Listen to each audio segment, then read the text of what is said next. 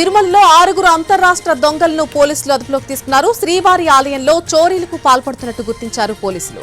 వెండి వాకిలి వద్ద క్యూ లైన్లలో ఉన్నటువంటి భక్తుల బంగారు చైన్లు చోరీ చేస్తున్నారు. సీసీ ఫుటేజ్ ద్వారా నిందితులను గుర్తించి అదుపులోకి తీసుకున్నారు పోలీసులు. నిందితుల నుంచి 100 గ్రాముల బంగారం స్వాధీనం చేస్తున్నారు.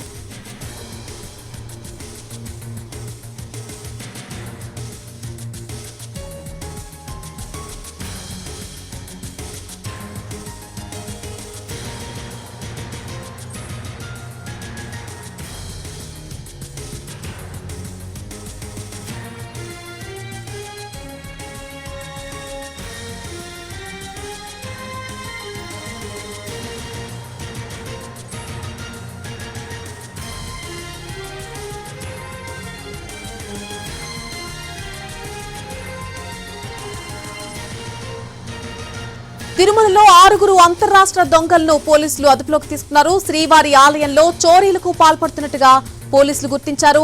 వెండి వాకిలి వద్ద క్యూ లైన్లో ఉన్నటువంటి భక్తుల బంగారు చైన్లను చోరీ చేస్తున్నారు ఈ దొంగలు.